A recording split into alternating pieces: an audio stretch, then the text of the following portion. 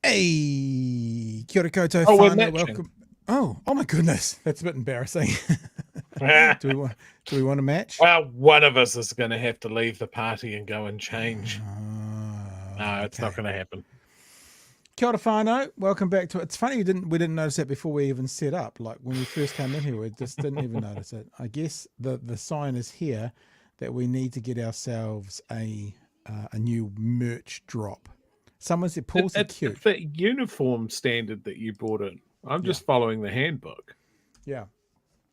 Hey team, I'm just doing some prep and getting us ready while we're going. How is everyone? Hope everyone's well. Hope you all had a good day.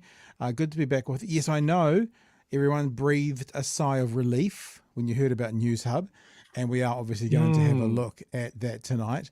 Because what's going to happen now is, when I say there was a general panic from especially people on the left that it was going to be Rupert Murdoch. But of course, what that means now is there will be a general panic from people on the right, thinking that, because Stuff is a bastion of left-wing ideologies and yada, yada, yada, yada, yada, that he may actually, that Stuff may actually take that report to the far left, I should say, you know what I'm saying? But yes, I don't know how I feel about it actually, Chewy, to be really, really, really, really, really honest with you, because it feels like we constantly hear about Stuff having issues financially, and now they've just taken on something else. And will this just be more of a stretch on them, or will it be something that helps them become solidified? You know what I'm saying? I think it's a good thing. Like, yes, I don't know Stuff's finances and that sort of thing, but the fact that one of our evening news broadcasts and our news gathering organs is still New Zealand owned. Yeah. That is a plus. I mean, they wouldn't be doing it if they weren't getting money. I assume that there's a contract involved with TV3 for them to do that news. So maybe there's economy of scale there. Yeah, maybe. Just so you know, people, we bid for it as well, but we got turned down, HOE. Something about our production quality. I don't know. Something about the terrorist flag in the background that we keep hearing about. Something along those lines. Jesus. No, him as well. Something about him as well. He's from there. Peter says the RCR crowd will be fuming. I don't know if that's right or wrong. I mean, they're too poor to fume. Yeah, I've had some really interesting interactions online with some people from RCR today. There's there's a couple of Facebook radio industry pages, and so people were talking about it. And the guy, I think his name is Paul Brennan or something like that. I don't have a clue who he is, but he's apparently been in media for quite a long time. Was just being so everyone asking. People were trolling without question. But he was being so defensive. So I just got in there. The thing is, right, if you ask the right question, you can skip over the top of all the trolling. So as an example, you don't ask David Seymour about the Atlas Network. You say to David Seymour, what did you learn in 2008? What was your best takeaway when you were at the Atlas conference? So there's a way to word it that he doesn't have to say, oh, here it comes, like he did in that interview.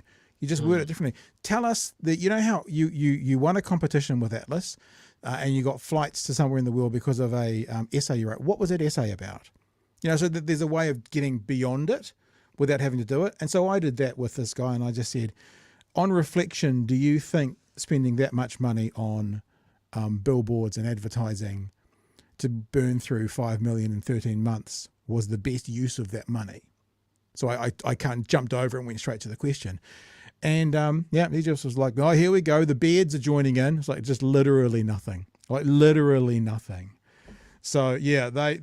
I mean, if we just heard that they'll be unhappy only if they assume that they possibly were going to be in the hunt to do something, which is highly unlikely. I mean, they just, for the evil that Mr. Murdoch is, the product that he puts out is still pretty slick. So I don't know. That group doesn't feel like slick to me. Anywho, I have a question from the audience, for the audience, not from me to the audience. Who is this? Very, very, very well-known troll. I've been just Googling everything to try and identify who he is, because he does some really interesting trolling. And so I'm putting it out to the 304 people watching right now. 305 people watching, 306 people watching right now. Who is this guy? What's his name? I've followed him several times, but I can't find him in my YouTube feed. When you go through an algorithm, then it drops out. And I have a reason that I'm trying to remember and find out who he is to share with you later on in the show. So if we can figure out and remember who he is, that will add to the show later on. So what I'm doing is I'm basically getting you guys to help yourselves if we can feature him later on in the show. So if anyone can remember, he's a guy that goes around. He actually trolls everybody, not just the right, but often his videos when he's trolling the right is he'll be like at a pro-life rally, and his signs will be about, we want to subjugate women, and then they try and get rid of him, and he just goes, no, I'm with you, I support your cause, and he just keeps going. I've seen that one, but I don't recall his name, but he was right in the middle of a march in New York. Yeah, he's done lots of those sorts of things. So if people can remember who he is, Free Soul has asked, is it Kiwi Rob? I'm not sure, actually. I don't think it is, but who knows? So if anyone can remember that, put it in a chat or send me an email or something like that, so we can try and use him for something later on in the show. It doesn't matter if we don't get him. It'll just be a bit better if we do. How are you, Chewy? Anything we want to shout out before we get going on the show tonight? Oh, I just want to shout out the trolls that we've obviously attracted today. Chat's going off. Is there a few, is there? Oh, yeah. Someone's just called me a wanker. Oh, and a cuck and a neckbeard in there. So, hi, welcome. We welcome your rage engagement. I need someone to explain to me still. I've asked this several times. What is a neckbeard? Like, why is that an insult? Because remember, the thing is, for an insult to mean something, it's got to hurt someone's feelings. Like when someone said to me that I'd got ratioed in Twitter today, and what you find out with people like that is what they're often doing is projecting. They're going, because if I got ratioed, I'd be hurt. I'm like, dude, more going on in my life to give a flying fuck as to what people respond to on my Twitter feeds. As someone that grew up in South Canterbury as a theatre kid that didn't play sport, believe me, you're going to come at me harder than that with insults. Yeah. Right. So welcome to the you're saying welcome to the trolls? Trolls are welcome. Yeah. We welcome their rage engagement. Yeah. I mean, one of the things about trolls, and I've noticed I did a Twitter video on Jacinda Ardern, and the number of trolls and kind of people, and they're just going, nah, says you. That was about the level of response, but the videos had 10,000 views or something like that. So cheers, team. Cheers for helping us get that out there. It was good on you. All right. Listen, if there are trolls around, we do typically once a week, we do some kind of engagement, either phone calls through to Discord, or last week we did an AMA, which was kind of fun, actually. I enjoyed that. So make sure you join us on Thursday night if you're not a fan. Because, I mean, every week I say it. Just call us up, get in touch. Never follow through, though. Tell us where we're wrong. Let's have a conversation. Like maybe I'll show you. It was really interesting, actually. I mean, I wasn't going to do this, and I have no need to do this, because we all know the answers to this. We all know where people are just in the cult and where they're not. But I'll show you. I'll show you anyway to start the show off. It's the this one here. So I did that. This was a clip from last night. Thanks, Jacinda. That obviously sent them off the deep end. And that this is rage bait. Yeah, I know. And there is, so they said like 7,000, 7,000 views. People saying things like, the sad fact is I believe that COVID is also the reason we have fewer nurses, but little less than fear trolls. If you can count them, fewer. If you can't count them, less. I'm less in love with you, right? You can't count love. There are fewer nurses. You can literally count the nurses. So there's a little lesson for you. We have less nurses, doctors, etc. The pandemic was a war in the world. Has to recover from massive loss. And I said, I appreciate you believe that, but you are wrong. 56,000, and I cite two sources and say there was 56,000 nurses who were registered in 2018, and at the end of 2023 there were 77,000, and cite the sources. So believing, as the right like to say so often, this is not about your feelings, this is about your facts, whatever that saying is, I don't know. And then this lunatic here, Jacinda Ardern's measures cost far more and saved nobody. To which I said, well, facts and research would say otherwise. It puts a number at 20,000, showed the research. And of course, that just turns into, nah, says you know, show me one person saved. So this person wants to go, oh, the person at number 19 Main Road, Temuka, in my split universe, I know they would have died, but now they're alive. It was just this. And it's interesting. It's over and over again, misinformation along with the rest during 2020-22, clowns. It just goes on, and it just speaks to me to how that is still so ingrained in some people's lives. And we talked about RCR the other day. We've completely tangented already this evening, team. Oh, devastatingly unrecoverable at this point. We talked about RCR the other day, and I said on one stage, I tuned in a couple of times, and they were still talking about COVID and mandates and that kind of stuff. And I got some pushback going, no, because you know what I said? I said, oh, it was 9 years ago or something, obviously being sarcastic and making a stupid joke like it was forever ago. And people were like, you don't even know that it wasn't 9 years ago. And and going on and on and on and on and saying they weren't talking about that kind of stuff. And it just doesn't.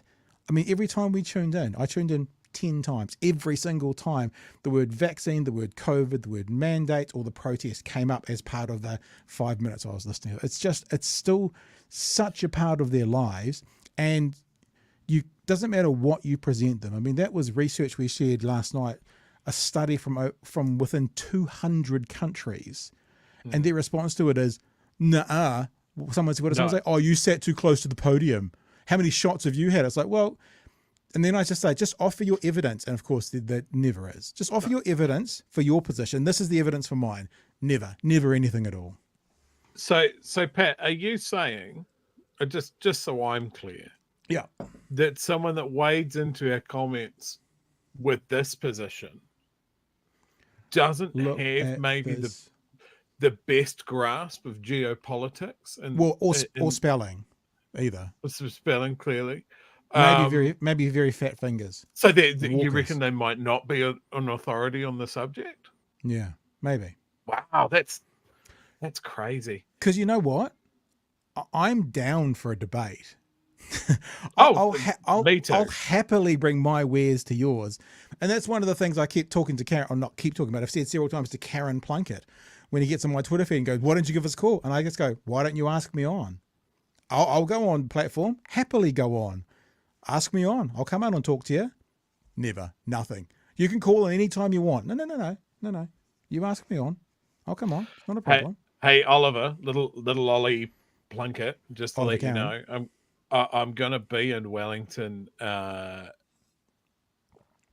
early May. If you've got a Friday free. Yep. Maybe I'll come up with you. Maybe we'll knock on the door and go. He likes to door stop people. Why don't we just get a couple of cameras and a couple of mics and just walk into the platform? A couple of beers. Set up camp. Anyway, I don't think the show is going to be about just conversing with one another about things we haven't prepared for. Let's actually do something, shall we? Let's have a look at this story, because it is pretty massive. The TV1, I haven't got the TV1 story, but I saw the TV1 story live, and it was actually better because it had some commentary about the concerns some media commentators have about them taking this over, meaning will they be able to do it? I guess, I'm like, give it a crack stuff. Better to give it a crack and fail than just say goodbye to the 6 o'clock news on TV3. So I'm not being negative when I say that, but there was some interesting commentary from the other side. Right, let's have a look at the story from tonight. Stuff is going to be producing 6 p.m. news on TV3 from, I think it is July the 5th. Tēnā tātou katoa, good evening. News on 3 will go on, but not as viewers know it. Warner Brothers Discovery has struck a deal with news website Stuff for a nightly TV bulletin. But details at this point are scarce. What it will be called, how many people will work on it, and what studios it will use. There are some quite funny memes going around today, like Stuff the News and 3 Stuffed and various, there's some quite good ones going. I like Stuff the News myself. It's quite a good title. Are all yet to be finalised. What is known is that most Newshub staff will still lose their jobs. Business correspondent Simon Shepherd reports. Another day, another news staff meeting, this time 2 locations, 2 organisations to announce a slimmed down lifeline for news on 3. This has all been a very rapid process in the last sort of several days to get to this point, but I couldn't be more pleased. Under the deal, Newshub Live at 6 will be replaced with an hour-long weeknight bulletin, half an hour at the weekend, produced by New Zealand's largest news website, Stuff. WBD keeps the ad revenue but pays Stuff for the content. That's interesting. That's an interesting point. So, I mean, I know most of you are clear on this, but there might be one or two who aren't. So, if you produce a product for another entity and they're showing it, one of 2 ways it generally works. They either pay you to do it, you either do the advertising, or you do like a revenue split. So it seems that, so what they're saying is Warner Brothers Discovery will still be selling the advertising and keeping the advertising, and Stuff will be just getting a fee for doing it. Now that works quite well. I've actually experienced this. I did a product for ODT a few years back, and I had an agreement with them that they paid me a fee. They paid my company a fee, but it was a much reduced fee because we agreed to an advertising revenue. But what happened with that situation is the ODT then didn't do what they promised to do. They didn't get their sales team to try and sell that product. So if I'd have known that before I signed a contract with them, I would have charged them more and said, you just keep the revenue, that's on you. So it's probably quite a good move from Stuff because it means a guaranteed money every single month or week or fortnight or whatever it is in their accounts. And that's the way they can budget to do it. It's probably less lucrative than a profit share or doing the advertising, but it's less work. So it's probably more guaranteed money, but less than more risky money, but more chewy. Yeah, exactly. So, I mean, that's definitely more of a sure thing. They might not be swinging for the fences, hoping for the big money. But, I mean, that's Warner Brothers' problem, right? Is that they don't have enough money from this product. So that sounds like the smart play for me from Stuff, considering that they're already a news gathering organisation, right? Yeah. How much extra work is required from them here? Probably not that much. Well, probably not. I mean, they've already got a crew on board. It'll be interesting to see. I don't imagine Tova wants to be a newsreader. But then again, I wouldn't be surprised. Let's put it out there on day one. Samantha Hayes will be the solo news anchor on the Stuff product. I've no knowledge of this. I've spoken to no one. But you have a look at what Stuff is. And I haven't said this to you, True, but each time you brought her up, because you used to go to university with her, I've said that, you know, she is a physical specimen that works well on television as well, putting that bluntly. And I think that she's of the age that will work well more with the internet crowd than the television crowd. And if they can do both, they will. So I wouldn't be surprised. I'll put my dollar on Samantha Hayes will be the solo host of at least the Monday to Friday show. That's what I'm guessing anyway. All right, let's keep going. All the news that people expect to see on a bulletin will be covered in there. As for the specific format and the specific style and tone, that's all yet to be sort of worked through. And you know how much TV takes to produce. Are you confident that this arrangement's going to work? Yeah, we wouldn't have entered into this arrangement if we didn't have confidence in Stuff's plan, and we do. And but it's not entering into a traditional broadcast world. It's innovating from a digital environment. Yeah, this is the criticism that's come out today, because it is entering a traditional broadcast world. It is doing television news on a linear package. And like I've said to you before, television stations, they go, oh, we'll just do a TV show and we'll throw it on the internet, and then we're digital. So do radio stations. It doesn't work. But I have to also say, digital whānau out there, you can't just make a package and throw it on the television and then do linear television. There's different skill sets and different ways to sell these kinds of things. So the pushback that these guys have got so far is Sinead Boucher actually said something like, we're not just doing linear TV, and part of the pushback from one commentator was, well, yes, you are. You are doing linear TV. You got to actually have that in hand, or else it won't work on 3. If something works online but not on 3, then Warner Brothers Discovery is not going to want it. If something works on 3 but not online, then it's not going to be any use really for stuff other than them becoming a production house for somebody else. So they got to find where that middle ground is, Chewy. Yeah, no, absolutely. It'll be interesting to see what they do. I'm just glad that it's saved and it's not Murdoch. 100% with you on that. Delivering that product for us to broadcast. Initially, it could be made at WBD's Auckland studio, but there are a few other details. What will it be called? Who will present it? What happens to the Newshub website and archive? And how many jobs will be created? We've seen some numbers out there about what the staff proposal might have been, and we're probably going to be less than that. Out of 150 existing Newshub roles, the Newshub staff subcommittee proposed saving about 40 for a digital-only news website. And Glenn Kine told staff today to manage their expectations. I carry a sense of sadness for that we're not able to retain all roles. The former head of news at TV3 expects the new program will be a 6 p.m. news light. We're going to see is a whole lot of work layered onto stuff reporters, probably shooting around with iPhones, sending it back. So I don't think it's going to be a bulletin that's in any way going to match TVNZ's. The Prime Minister says it's a good outcome. To see a solution, a commercial decision and a commercial solution emerge like that, that's fantastic. But that solution confirms the end of Newshub. While I'm sure that the product will be good, and I think that there are some great ideas wrapped up into it, that the big loss for New Zealand is that culture of news and the work that Newshub and before it 3 News did over 35 years. Stuff and WBD now have less than 12 weeks to design, staff and fit out an hour-long news bulletin.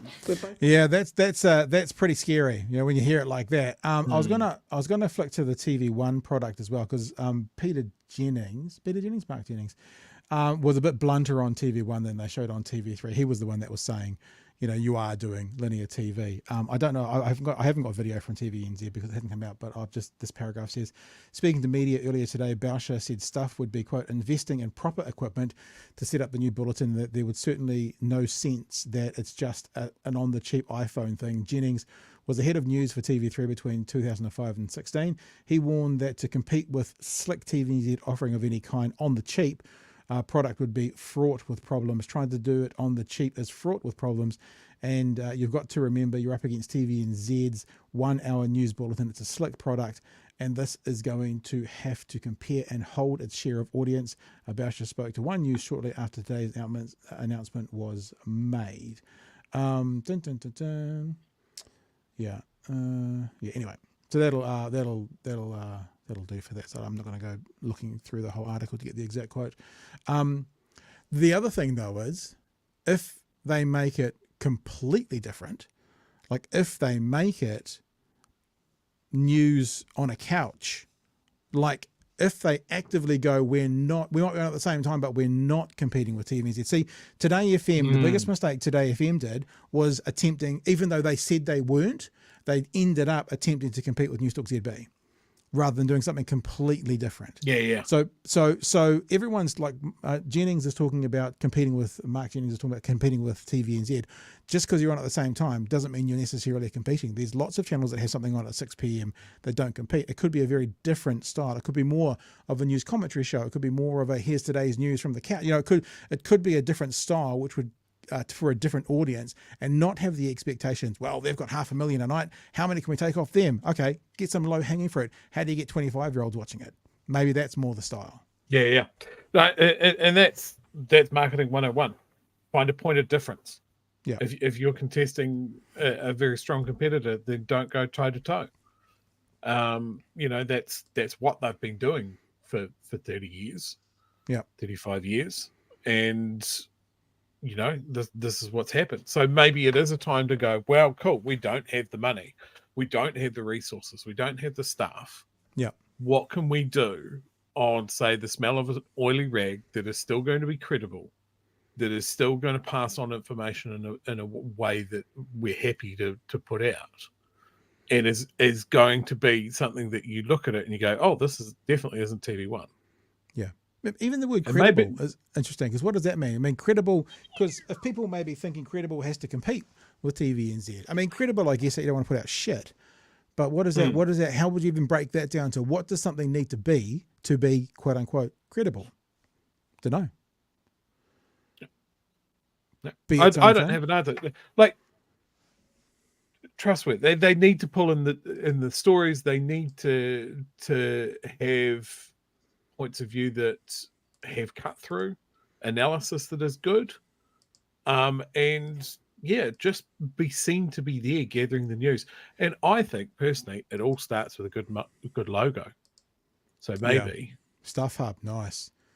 I've got that on the maybe on the soundboard. I think we've already got their sound for it. I should try and find it. Yeah, there you go. That works. I like the news of stuffed. That's pretty good. I mean, that would be that if you did something very, very, very casual, and it was the news of stuff, that would be trying to explain to someone from overseas that one of our major news websites is just called Stuff. Yeah, it's amazing. Yeah. Yeah, I mean, I guess Stuff TV is the obvious, isn't it? But then again, Stuff TV 6 o'clock stuff. Stuff TV doesn't say this is news, you know. But then again, neither does stuff.co.nz. That perhaps they just keep the branding. Stuff TV. Stuff at 6. Let's check out the stuff at 6. I don't know. We'll figure it out. This ridiculous country. There are a bunch of texts in there. We'll probably get to some of them. Okay, we'll do a couple of these now because Nate wants to hand over $5 to the EV fund. Excellent. We can start putting that away now for when we buy another one in 10 years, hopefully, Chewy. Appreciate the super chat, Nate. Also, Mr. Arvids has actually explained neckbeard is someone who does not groom, go outside, or do hygiene, as far as I know. It's so funny because you say the word groom, and right here, every single night before I start, literally, you want to see a gross out, you can actually see the hair in it. Ooh. Oh, don't. Every single night before I start. I do this. I literally it's groom. just one of those things. I've been called so many things over my life. You know, a geek, a nerd, a cuck, a neckbeard. There's some very nasty homophobic slurs in my high school years. Does nothing. It's all projection. Yeah, 100%.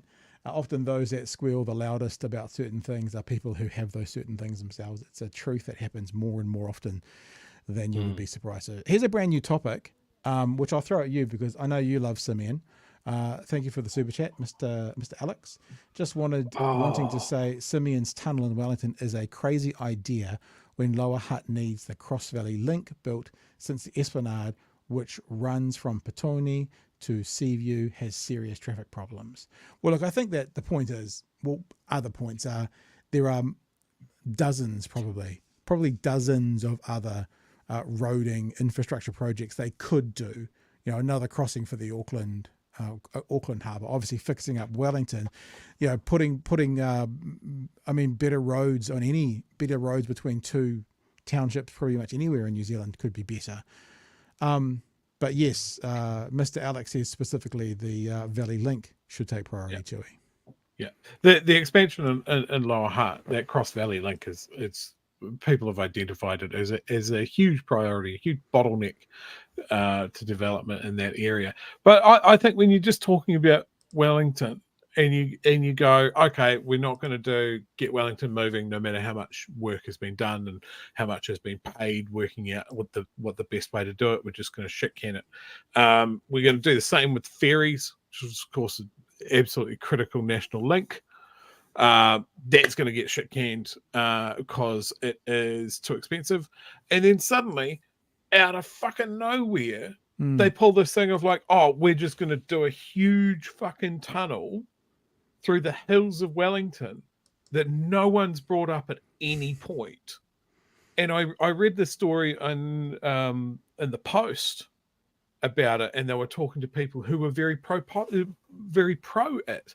Yeah. One person was saying, "Oh, the government should just ask Elon to do it. This guy's an engineer." And they said, "Oh yeah, no, you know, Elon's got a tunnel boring company. He'll do it. You just ask him." And it's just like, if you're talking about Elon's boring company that was building these hyperloops that were going to be the next generation in mass transit, he's bought a pissy little tunnel in Las Vegas and shit-canned his project in LA. He's got no experience digging a long tunnel. And this thing would cost billions to say 5 minutes to get to the airport. It's just bizarre. I honestly don't know what they're thinking bringing it up. Did you ever see video? I'll find it of because the tunnel that they did in Las Vegas was only available for Teslas, and so what ended up happening is there'd be backlog jammed in the tunnel of all Teslas.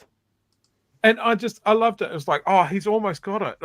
What if instead of individual Teslas lining up to use it, you just had a special Tesla that went in just the tunnel, and maybe you made it bigger so you could fit more people in the Tesla for the trip in the tunnel, and maybe you could join a couple of them together, and oh look, you've reinvented the subway.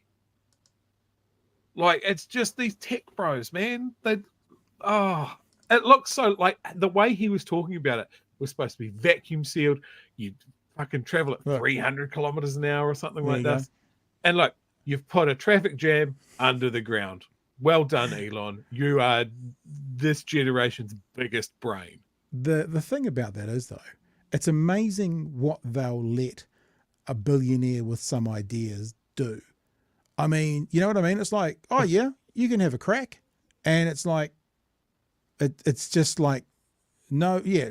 What about the world's brainiest engineer coming and do this? Oh, there's not the money for that. But a billionaire who's done some interesting things, it's like, we'll let him do anything. Like this is the speed loop in Las Vegas. With the traffic jams inside.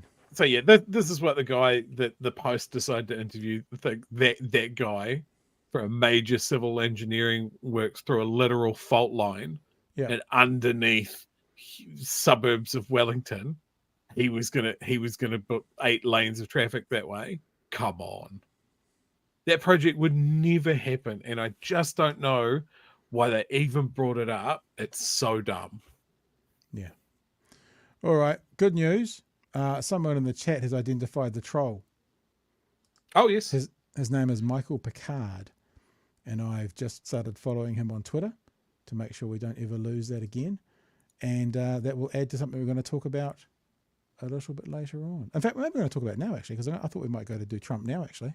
Some really funny things about Trump today. Should we talk about Trump? Always. Hang on. I need to put Is he in jail yet? Is he in jail? I'm going to put my little guy up there. Maybe that's what we should Trump do. just face planted, figuratively. Trump update. Is he in jail? Yes, no. No, not yet. But there was 96 jury members, and they were asked at the start, if you have a conflict of interest, raise your hand, and 50 of them raised their hands. And so they were immediately dismissed. Remember what we said last night? And it wasn't said with such absolute knowledge, but the question was asked, will he be able to get a trial? Will he be able to get either a conviction or an acquittal based on 12 people agreeing? If someone wants to get him off, the MAGA fanboy or girl just needs to keep their head down during jury selection, keep their head down during the trial. And then once they get into that jury room, can basically just go, no, don't see it, no. And then that's a hung jury.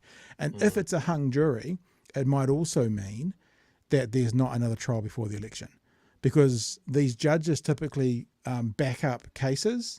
And so then to have a second trial, because that's what happens after a hung jury, you have to then find a space for it in the calendar, and it may not be this year. So that's the idea of maybe a hung trial. But the first day was today, so we should probably have a bit of a look at it. There's this new television station just started up, New Zealand, called Newshub. Newshub. I haven't heard of them before, but Newshub did a piece on him tonight. Reports. Jesus Christ. Chick-fil-A for the fake news. Every political theatre has its opening night, and the mega minions and the rally regulars had gathered for another show. And that's the philosophy of our founding fathers. You know, give me liberty or give me death. Give me Trump or give me death. Just death. Take death. It's easier. Down the road, the former president prepared to make history. How are you feeling, Mr. Trump? Angry would be a fair bet. As he arrived, Donald Trump couldn't help himself. He could see the cameras waiting. It's a case that should have never been brought. It's an assault on America. He said in this, I watched a bit of this online, and he said that on this stand-up, he goes, of all, there is not a single judicial expert of the ones I've read that agree this case should be going forward. There's a of the ones I've read, carrying a bit of water. What, so you've read none? And so none of them agree with you. I'm not able to go to my son's graduation. He's graduating. Very good boy, very top boy. He's graduating. I can't go. He's brought Barron into this. Yeah. The person that was still breastfeeding while he was off with Stormy Daniels. Now he's important. Got it. And I've heard people say online, if you don't commit crimes, then you probably have a right to go and complain about not getting to your boy's graduation. I did kind of have a chat with someone today saying, well, technically he hasn't committed crimes officially. He is innocent until proven guilty. And I know many people will roll their eyes, but that's how the system works. So it's not that he's committed crimes so he can't go. It's that he's accused of committing crimes so he can't go. And if someone was, say, innocent of those crimes, yeah, there's a case to be said, why can't I go to some family events that happen on the same time? But anyway, I digress. We'll go on. Once inside, America's 45th president stared down waiting photographers watching his every move. Stared down. In this, the first of 4 separate criminal cases, Donald Trump is accused of falsifying business records. He did that, prosecutors say, to cover up payments made to a porn star. Now get this right. So Michael Cohen, who was the lawyer responsible for those payments, went to jail basically for those payments. Donald Trump is the orchestrator of those payments. And I've done nothing wrong. It's a beautiful interaction. There's nothing to see here. We already know that the person who passed on those transactions went to jail because of those transactions. But what the MAGA crowd and Trump is now suggesting is that he, the person who benefited from those transactions, is completely innocent of all the crimes, and all the best minds agree. Right. Yeah, right. Keep her quiet about their affair. The porn star, Stormy Daniels, could be a witness in this case. Stormy Horseface Daniels, no attraction. No affair. I call it no affair. Lawyers argued over what evidence was admissible and whether Trump should be fined for certain social media posts breaching the court's gagging orders. As for Donald Trump, the New York Times reported Trump appears to be sleeping. His head keeps dropping down and his mouth goes slack. As the afternoon wore on, the arduous task of Trump fell asleep on day one of his trial. Choosing an impartial jury began. Of 96 possible jurors brought into the court, at least 50 raised their hands indicating they couldn't be fair. They were excused to leave and walk past the chaos outside. It's certainly not a large crowd, but it really is a faithful one. Many of the people here wearing the T-shirts, the hats and flying the flags are people we've already met around the country at other Trump appearances. It seems like there's nothing he can do that would lose their support. First witness. To be honest, there's nothing that Trump can do that would make him lose our support. So the reason I'm showing that, he's a troll. He's like a massive troll. Or hopefully I've just got his Twitter feed. I might try and find some clips as we're going through. And I just find it ironic that, again, traditional television, linear TV, mainstream media don't know he's a troll. I think anyone in the sort of independent internet space would know he's a troll, but he's got on this world's biggest troll's got on to, and he didn't do anything here, but just to be taken as a serious kind of commentator for Trump is kind of hilarious. Equivalent of day is our support. Donald Trump is a modern day American equivalent of Nelson Mandela. It'll now be up to a jury to determine if Trump too has been unfairly persecuted. I guess that means he's going to jail for 30 or 40 years if he's the equivalent. Is that right? That's how the story goes, isn't it? I think so. Once they can find an impartial one. In New York, Mitch McCann, Newshub. Now, I've got a couple of other things I want to show you, Chewy, along with this. Now, we understand that MAGA, for a long time, was very, very, very dismissive of sleepy Joe Biden because still out. He allegedly fell asleep in a meeting. Now, that was proven to be false, and I'll show you a little clip of that from CNN. When they say, well, this is fact-checked, It's wrong because it's taken out of context. Like when Joe Biden fell asleep during a live interview on television. Claimed that he fell asleep. I think that was an edited one, right? That was. I didn't think it was. It looked pretty live to me with no cuts in it. Joining us live this morning from New York. Hey, good morning. So this is the actual fake video. Yes, wake up, wake up. That's the real video. Okay. This is your wake-up call, Harry. Is this the video that you were talking about? Could be, yeah. Biden falling. Should I watch it really quick? Sure. So this is Washington Post. So an article there is saying that it was faked, but it looked real, right? I mean, it looked real. Penny's dropping. It's dropping. Well, I mean, I definitely wouldn't doubt that it would happen. There you go. Even if goalposts it's not the same as the truth, though, is it? Goalposts shifted. So they were very angry about a fake story of Biden not having announced a fall asleep. Now, what about a true story of Trump falling asleep within day one of his trial, Chewie? I wonder how they'll handle that one. They should look up that guy with his. I love it when these guys tell on themselves, right? That guy that they were interviewing had an anti-fascist patch on his leather vest. The anti-fascist flags crossed out, and I'm just like, so you're pro-fascist? Is that it? Yeah. Is that the stand that you're making? Like it's just ridiculous. Like every time they do these sort of interviews and they interview these people, and it's just like, are you for real? Have you been kicked in the head by a horse? This is your guy? This is the guy that you've chosen to say that he's the new Nelson Mandela? He's the savior of the United States? Are you crazy? Some of them clearly are. But then there's other people that are like, I'm pretty sure that you can hold down a job and operate a motor vehicle most of the time. And you're looking at this guy who has nothing in common with you. Yeah. That probably wouldn't cross the road to piss on you if you were on fire. He's your guy and you're going to back him to the hilt. I've always found that saying kind of strange. Cross the road to piss on you. I understand the sentiment, but what about just going into the shop next year and getting a bottle of water? You don't necessarily have to piss on someone. The other thing I wanted to show you, completely off topic, but it's particularly interesting. I found his YouTube page as well now. The guy who TVNZ put as a Trump supporter, his YouTube channel is called Professional Douche. And that's what he does. He goes around just trolling everyone all of the time.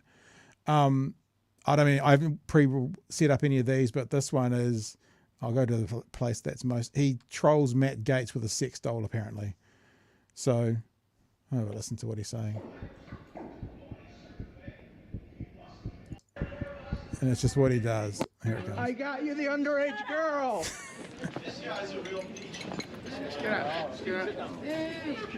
You can have her. You can have her. It's what he does. He's a professional troll. I just thought it was interesting that TVNZ that's what he does. He tries to put himself up as a legitimate supporter of X or Y and ends up then trolling. So, yeah, interesting. So, yeah, interesting to see what happens with Donald Trump. There seems to be a huge case to say he's absolutely guilty of the charges. As I said, his lawyer went to jail for these charges. He is the person who benefited from what his lawyer did. I don't know how it's going to go any other way, unless it is, Chewie, a hung trial. Anything else about that, sir? I just, every time we do clips about this and we end up talking about Trump, I just wonder, the concept, it's so stupid. It's such a circus with such heavy real world outside of the US consequences. If Trump gets it, yeah, and I would love to be able to laugh about that and say it's never going to happen. Yeah, but we've been through that. You can't count it out. Their system is so hilariously broken. Their media is so hilariously compromised.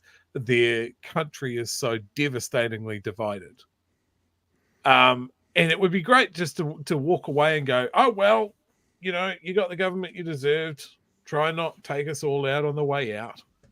But the consequences for the Middle East at the moment, if Trump gets back in, the consequences for Europe, if Trump gets back in, these are all heavy, heavy things. Yeah. Like the chance of him absolutely shit-canning NATO straight out of the gates and throwing Ukraine to the wolves. No more support. Can Europe spin up enough to keep Russia inside Russia? You know, is anybody going to even lightly pull the lead on Israel, or is he going to go in and go, yeah, sure, do a tactical nuclear strike on Tehran? We don't care. You know, it's madness. If Trump gets in, as you're saying, Israel will have free reign and support to blow up the Middle East. Just, go for it, because his evangelical Christian base want that. There's always been ironic about that, because the evangelical Christian base basically want to see Israel ultimately in total annihilation and destruction, because that's supposedly what the Christians believe when the rapture comes back. Jews are people who are like a generation or more behind Christians, because they don't believe Jesus was the Messiah. They're still waiting for their Messiah. And ultimately, after the Messiah comes, the next step is Revelation, which is the end of the world, and that involves the destruction of Israel. So I've always been it's been a bit peculiar that there's a strange message going on amongst evangelical Christians that in their wet dream tomorrow, that would be the rapture and Israel would be absolutely destroyed. But for now, they're doing everything they can to support it. It's just strange. There's some strange processes going on there. Real strange. And there's just so much criticism that I have for the US structure, right? There's no one there. Like, the Republicans are so compromised and so divided and so at each other that they have some of the worst examples that their country can muster in their legislature. That they can't look at a candidate like Trump and go, this man does not stand for any of our values. Yeah.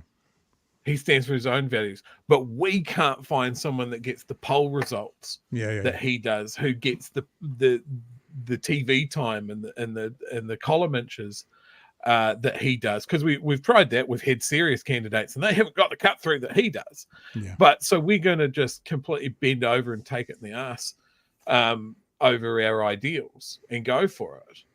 And then you look at the Democrats and go, they are putting a literal clown up against you guys, and you can't seem to push back on it. Yeah. Like, it's like a gimme. It should be a gimme. Elderly people. Yeah. A hundy. I got a question for you.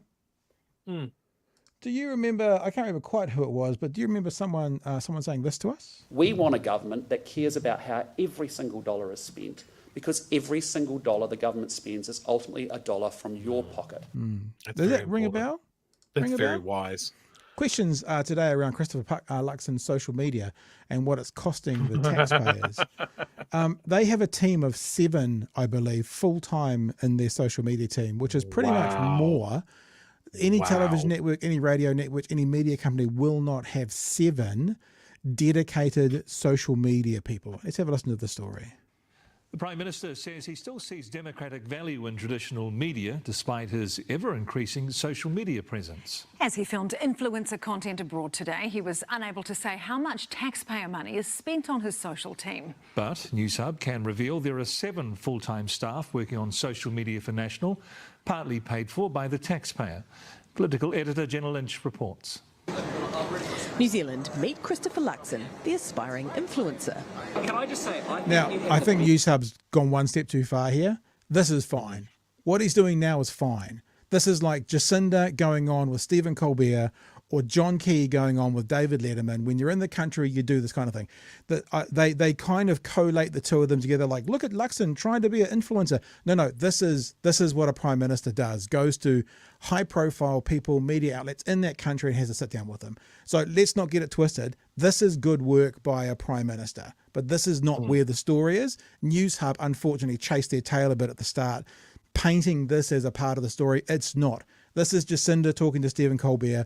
This is John Key talking to David Letterman. That's what's going on right here, and that's good because it's publicising New Zealand. Oh, I really do. A mutually beneficial content creation stop. This Singaporean influencer gets the PM on his TikTok. Everybody, I am having breakfast today with the Prime Minister of New Zealand. How are you, my friend? I'm so good. The PM then gets to sell New Zealand to Aikenshires' 156,000 Instagram followers. I've got to recommend a place called Waiheke Island. Yeah, so see, he's talking about Waiheke Island. This is what political envoys do overseas. And Prime Minister come Insta influencer. Man, this could get messy. You just go between both. Get some relatable travel vlogger-esque content to add to the socials. That is good. I mean, it might come across like a complete dick, but that's what Prime Ministers do. Luxon, TikTok King here. Says he doesn't take it all too seriously. Yeah, now this is the part of it that we want to talk about. His social media and what the taxpayer is paying for. Because I don't know if you've heard this before, Chewy, but there's a person who once said... We want a government that cares about how every single dollar is spent, because every single dollar the government spends is ultimately a dollar from your pocket. I have to be honest, I question some of the things I do, but look, I'm out there and I'm giving it a go, and some stuff will work and some stuff won't. But isn't it fantastic that I'm doing that? Not necessarily. But in reality, he has a whole team dedicated to it, though he couldn't say how many. I couldn't tell you, but it's not heaps. His office later clarified there are 7 full-time staff who work on social media, 3 of which also work on things like advertising and event planning, and they work across all national MPs. 7 is more staff than most news organisations have in their dedicated political teams. But I can tell you we've got a pretty small team and they've been very efficient and very good at what they do. The very first thing Christopher Luxon did after being sworn in as Prime Minister was film social media content. How much of your prime ministerial time is spent on it, like at the office? Not a lot of time, I'll tell you. I spend more time preparing and thinking about the questions that Jenna Lynch asked me rather than actually thinking about how I can communicate with people across New Zealand. It's pretty intuitive and pretty natural. As the government takes aim at what they call spin doctors in the public sector, the PM couldn't say whether his own social media team was smaller than the previous administration. So that's also a point to chase here, is that these guys are making cutbacks in the public service, but they've got the world's largest social media team, some of which are being paid for out of that public sector money. Valid question. But his office did confirm some taxpayer money is used to pay for it. Do you know how much taxpayer money goes towards it? No, I don't, but I just say to you, we've got a very good social media program. It's very important. I can talk directly to the New Zealand people, as well as talking through you guys in the traditional media channels as well. In a shrinking media environment, politicians are increasingly turning to their own channels, speaking directly to voters. The PM says he still sees democratic value in traditional media. It's sort of an and. You're using all the channels available to be able to get the messages out to the people. Some of those messages a bit more useful than others. So there's the question, Chewy. I mean, no one's suggesting that there shouldn't be any social media presence by political groups, by political parties, but 7 full-time people on social media, and some of it being paid for by the public sector. Now, I have a concern that National use their social media, Christopher Luxon does, to attack, for example, the Greens and Labour. I have a problem with the concept that public money could be, because we don't know exactly how much yet, being used to pay for people who work for National to attack another political party. Now, if you're paying that salary yourself and those are the people who are doing attack ads, fine. There's something that doesn't feel quite right about money that comes from the public coffers to then be used by a political party to build their own political standings, their own political presence, as opposed to for notices to the public, to inform people, that kind of thing. So, yeah, for the every single dollar counts, those words we're going to stay with them for the next 2.5 years. It seems to be excessive, Chewy. there's a whole bunch of issues here. Like, I think we're right to point out the fact that they got it wrong with the whole influencer setup. You know, a prime minister traveling overseas is flying the flag for the country, and even if we dislike the man, like John Key being on late night, and Like that. that was fucking cringe as fuck. I hated it, but that's what you do. You fly the flag for the country. So there's no criticism of that. The criticism that we have is of social media and how much public money is being spent on what is, by all accounts, a massive social media team. I know of New Zealand companies that are putting out products and promoting themselves overseas that have a social media team of 1 or 2, you know.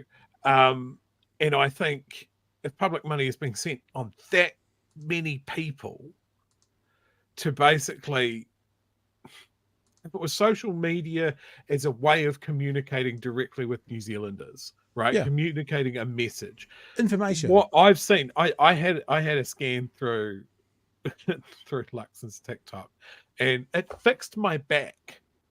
Like, I sometimes have a bad back just because of how I sit at work, and I cringed so hard I think it fixed it.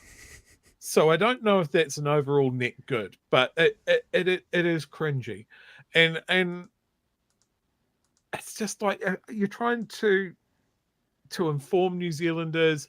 Fine, it's an alternative way of doing that, but when it's just polishing your own image, spending public money on it with just a massive social media team, and I don't know, is this just people in his PR and comms team double hatting, or is this? Well, they said 3 of the people. It's a whole nother team.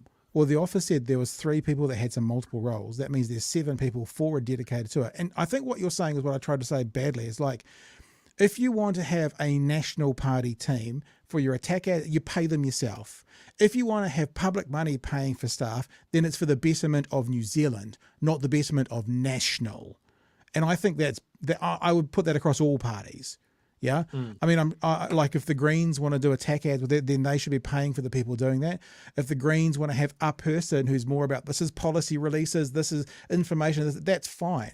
And it just seems incongruent to me that a person that talks about every single dollar counting and mattering, first, doesn't know how much they're spending, and second, has a team that's bigger than, I mean, I would love to have a look. Remember, this is specialist social media people, probably bigger than Air New Zealand, probably bigger than Coca-Cola in New Zealand, probably bigger than any of the television or radio stations. And it's a political party putting out political content primarily, and you were saying polishing. I was like, polishing your own head, making you look supposedly better to an audience, rather than what he was doing with that influencer, making New Zealand look better.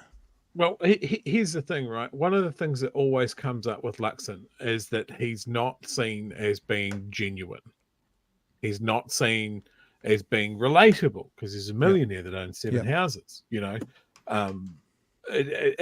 So social media could be a really good way to, look, I'm a real person just like you. Yeah. I can make fun of myself, which is relatable. But if it's not seen as being genuine, that backfires. And I'm sorry, if you've got a team of 7 trying to advise you on how to seem relatable, then you've got a bigger problem.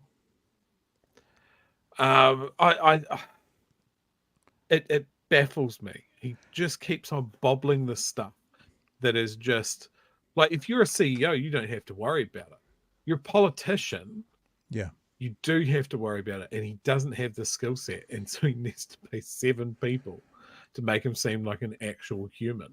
I just wish we had like a Saturday Night Live in New Zealand, because I can see the skit now. These 7 people walk into the room depressed every single morning, and they start a conversation. How the hell do we make this guy look likable?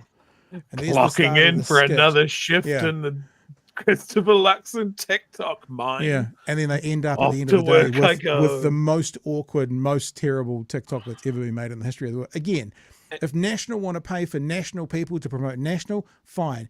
If the government is getting money from the public, then it should be for the public good, not national good. I think that's the clearest way that I could say it. Yeah. All right. Yeah. No, I agree. Let's have a look at some of these because a few people have put through super chats as well about some conversations we've already had, so I don't want to miss them. JK is saying, this is Dozy Donald, the nod boss. I guess that's with Donald Trump falling asleep. Dire Wizardry, this might be a new person. Dire Wizardry, thanks for the $2, telling us again that the person at the beginning was Michael Picard. So that's very good. Appreciate that you guys helping me out with that. Peter says, this is one for you probably, Chewy. Simeon heard something in cabinet about undermining Wellington and he misunderstood. You like that one? Very good. I do like that one. And Luchify for $10, thank you for your super chat, says less roads, more public transport, building more roads for more cars is like loosening your belt to make more room for obesity. Very good. Absolutely is. It's a good example. There's been studies doing this. You add lanes, you add traffic, you move the problem down a bit. There's a really good Australian satire program called, I think it's called Utopia. Okay. And it's sort of based around policy advisors for government and that sort of thing. And there's just one character that is the only sane person in the room at all times. You've probably seen a clip of them talking about Australia's defense policy, where their biggest trading partner is China, but their whole military budget is put towards defending themselves from China. But I saw one where they were talking about doing a motorway upgrade through a town, and they were using computer modeling, and it was just like, oh yeah, and it's all green, people are saving 5 minutes, and then like 2 weeks later it's all jammed up again, and Right. and then they're like, well, how do we solve this problem? And it's like, oh, add more lanes. Okay, so what does that give me? It gives you another 2 weeks. Yeah. And you just move it, and like our mass transit in New Zealand, we might have been able to get away with it when we were a country of 1.5 or 2 million people. But we're over 5 now, and just hammering hard for 6. Yeah. And our cities and our intercity travel is not built for that many people. So we're either building roads and going, everybody get their own car. It's the only way that you'll get around. Or we look at this problem that we have of like, well, we've got a rail network that we've basically fucking ignored.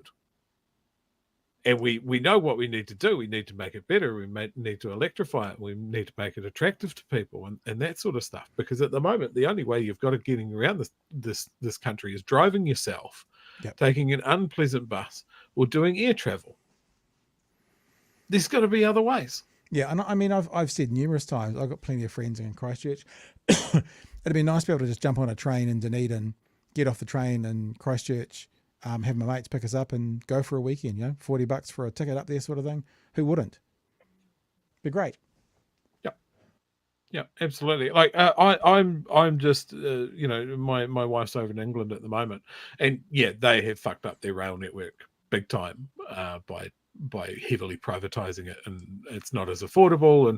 But it's still the idea that you could go from London to bloody Edinburgh in an afternoon with no traffic and just chill, or jump on a train in London and end up in Paris for dinner is just, I love trains. Got another question, another comment or question coming here from Ian. This will be the last one before we get back to our last story.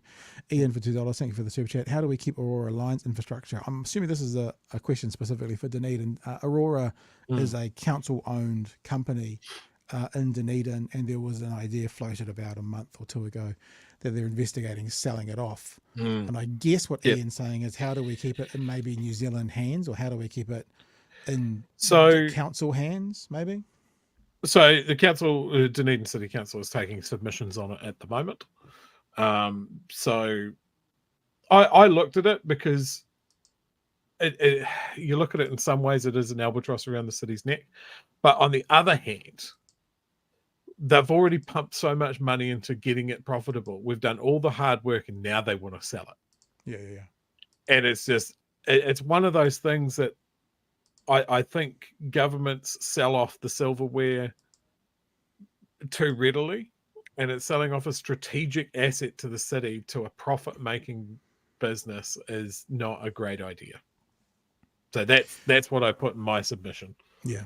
I'm with you. I think it's, and the other thing is, even if it seems like a good deal for the next 5, 10, 15, 20 years, if someone else owns your ability to get from point A to point B with your power or whatever, what if it's in 20 years from now, the prices go up tenfold, that they hold the city to hostage because it's been privatized? And yep, no, I'm with you. All right, let's go into this last story. We wrap up for the night. There's a couple of angles here. Newshub reported on this tonight, and they talked about school lunches and also ECE. It seems with the deregulation of the ECE market, what David Seymour is saying is, we want to put less qualified people in front of your kids. We want to have less qualified people looking after your children. The story in the whole 2 minutes 17 also dovetails into the idea about the school lunch programs being cut as well. So let's have a look at these two things. And there's one more part that David Seymour got up to today as he was at one of these ECEs, which TV3 doesn't mention, but we'll go and check out anyway. No, my Arnold, welcome back. Ministry of Education staff on the school lunches team are set to find out tomorrow whether they're in line to lose their job. One staffer has told Newshub they have serious concerns about the future of the program if the team's reduced. The job cuts come as the government today promised to cut red tape to make it easier to open new early childhood education centres. You know, like when they cut red tape in the 90s and they built all those houses, it ended up being so good. What's that syndrome called? The leaky house or something? They cut all those regulations, and all of a sudden 20 years later there was a really bad outcome. It's probably got nothing to do with this year, but it's just something that I'm reminded of right in this moment for some strange thing. I don't know. Reporter Jamie Ensor has more. Little one settling in for story time with a special guest. Doesn't sound very comfortable, says the frog. And Seymour's not comfortable with two.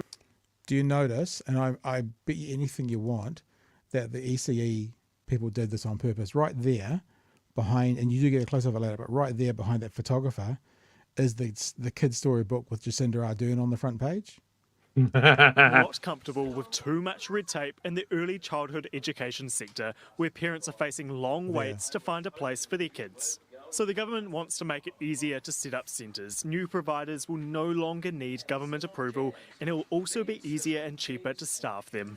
No government approval needed to set up an ECE. No one sees a problem with this?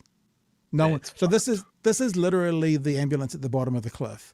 They're not going, how do we go through the process and put out a world-class, top-notch early childhood education in New Zealand and do it safely, do it well with qualified people. They're just going, how many more buildings can we get and how many people who monitor these kids can we slap into it? That's as far as they've got. They think that's the answer, Chewy. It's bizarre. Again, it's one of those things where people go, oh, okay, so what's this? Yeah, putting less qualified people in charge of children with like even less oversight. That is going to save the day. What the hell?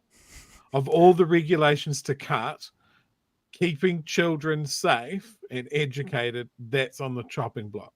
Yeah. Along with keeping them fed, I guess. So, yeah, cool.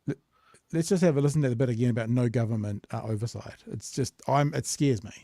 Will no longer need government approval, and it will also be easier and cheaper to staff them. We're taking away regulations that add costs without making sense. We're going to leave regulations that make sense. We're relieved in the sector, really, really relieved.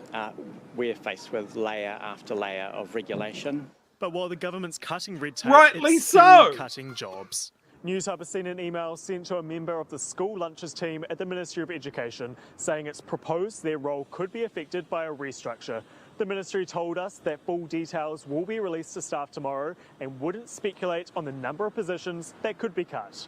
But one team member told Newshub they would have serious concerns about the future of the program if staff numbers are reduced, saying small groups providing lunches to schools need a lot of support. They need help. You can't provide that front line without having the good support that sits in alongside you and behind you.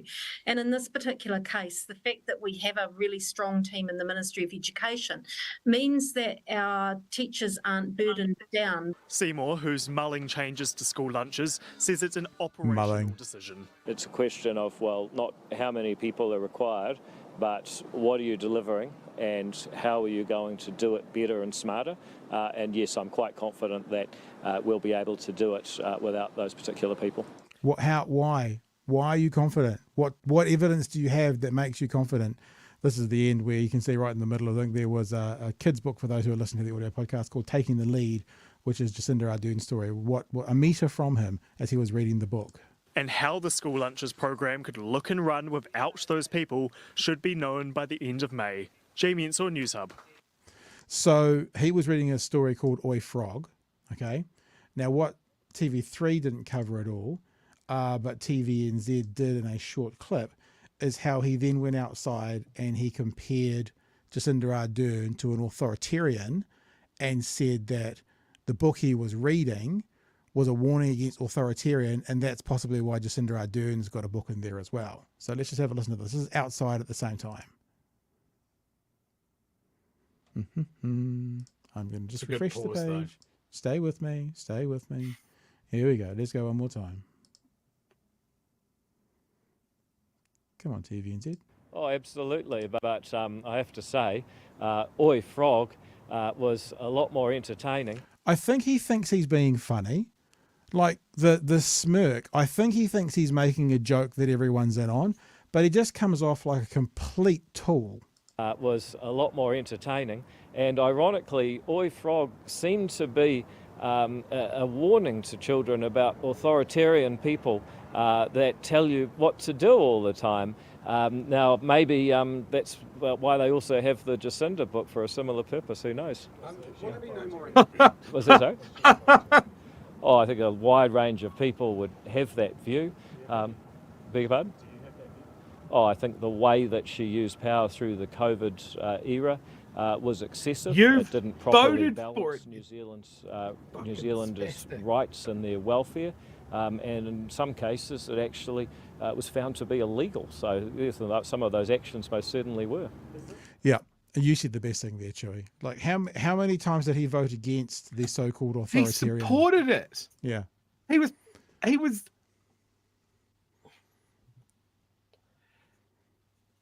I think the word we're looking for. I think the word we're looking for that fits quite appropriately with his nickname is what a smeghead. Is that what we're looking for? What a smeghead. He made the right decision at the right time. Like they all did. They all did in the early days of COVID. And then when they had time to work out what was going to be the most politically expedient thing for them, they all picked their heels. And Seymour is just, oh, God, like bullying children is wrong. But some adults you look at and you go, you should have been bullied a bit more. Just a bit more. And Seymour's right at the top of my list there. How he thinks reducing regulation in early childhood, and who was that person from the sector going, oh, we've been dying for this, less regulation, less people looking at how we're looking after these kids. Yeah. You know, who the hell was that? I also want to add one thing. I am dying to. So a very good friend of mine works in early childhood, and he's got a lot of criticism of various governments throughout the years over early childhood stuff. And I am going to message him after this and go, have you seen this? What is your view? And I will get basically probably not even English out of him. I'm imagining just clearly someone punching a keyboard until it stops working is going to be his reaction. Like the guys in early childhood, they're always the poor cousin in the education thing. They're always scrambling around for funding. They're always trying to do more with less. They're not seen as being treated with equality to primary or secondary school teachers and that sort of thing. And it's all so important. We've covered this off before, that our society has changed so much and early childhood hasn't changed with it. Like early childhood should be part of the education system because both parents are probably working. So it's not daycare anymore. It is part of the education process. I want to add one other thing to the conversation, because the thing is, for the pushback now, for people saying things like authoritarian and overreach and that kind of stuff, I'm actually perfectly fine with the understanding that New Zealand went stronger and harder than many countries. But if you're going to have that conversation as a criticism, you have to incorporate one very important piece of information. That harder, longer, waiting for the vaccines to come here interaction saved 20,000 lives. So you can say that businesses should have been opened up sooner. That's a perfectly valid position to take. But you can't then say, and it wouldn't have cost more lives. So, you know, perhaps we in a situation where has never happened before in our generation since probably 1917, so no one still actively working in government would have experienced anything. We had to fly by the seat of our pants a little bit, and they made decisions. Perhaps they went 10% too hard.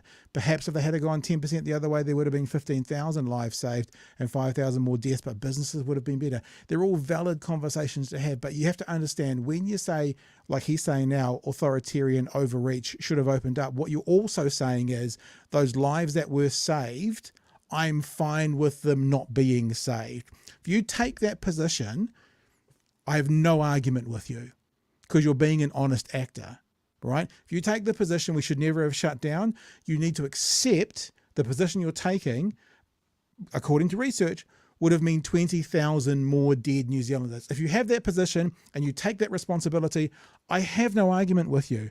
I, on the other hand, am okay with a little bit more debt and a little bit harder for business because I rate people's lives more highly than people's businesses. Maybe that sounds horrible, and I get it. It's a payoff, and I know I'm not saying I'm happy businesses failed. I'm not saying I'm happy the amount of money we spent. But if you said to me 5,000 lives or that dairy surviving, I'd probably pick the 5,000 lives. It's my position. You might pick the dairy. That's your position, but let's at least be honest about this. Open up sooner, not do what they done, more dead Kiwis. Accept that, I'll accept your position. Not that you're right, but I accept you're at least being honest, Chewy. I look at that, you know, those kids that he's reading stories to, how many of their parents and grandparents are still around because of our COVID response. Yeah. And then he goes and makes a comment like that. I hate this metric. Like, I remember really early on in the COVID thing, where they went, remember, one of the criticisms will be that we didn't need to do all of this because it wasn't that bad. And it wasn't that bad because we did all of these things. You can't jam a pandemic genie back in the bottle once you let it loose. Businesses fail all the time. And yes, it is traumatic for the people that spin them up, and it's traumatic for the people that work for them. And it's horrible. It is horrible, horrible, horrible. But if the people running the business are still there to try again, you know, it's better than someone just not being there anymore. Like, people will forget this. And this is what they mean by you've got to remember your history. Because if you forget the details of what people went through and the benefits of it, then you're just like, well, yeah, you let that false narrative settle in. The government's actions in COVID kept me in a job. They kept me paying my mortgage. They kept me in a home. Now, you know, my parents are still alive. These are all factual, real world things to me. And they are echoed right throughout this country. And I'm not saying that lockdown was easy for people. Everybody's experience of COVID was different, but it bought us time, and it gave businesses surety, and it gave workers surety, and that was the right decision. And every time an opposition person went up and said, "Oh, well, we shouldn't do this, or we should open up a bit more early," the math on that was like, and if we get it wrong, what is it? And maybe the hangover of having higher inflation and having some supply chain difficulties is worth the effort of keeping citizens alive. That is the baseline that I expect from a government in a time of crisis. How many citizens can you keep alive? Yeah. Everything else is secondary. Let me just show you one thing as well, yeah? And we'll wrap up the show. We're not going to debate this. I know some of you are like, well, we know all these things. New Zealand's total cases per 1 million population of COVID was over 500,000. Look at all the countries around us. They actually had fewer cases, right? Fewer cases per million people. It means that once we opened up, because we'd been closed off for so long, we got hit pretty hard with COVID. But look at the deaths per 1 million people. 1,100, nearly 1,200. So that all the countries around us had far fewer people with COVID, but far more deaths. And we're basically about 194 in the world with deaths per 1 million people. You go up, you find Australia, you find Canada, you find America, all well above us. All our kind of kindred ones are all above us. And that's just the evidence we need for, there's France, 2,500 per million. It goes on and on and on and on. There's the UK, 3,400 per million.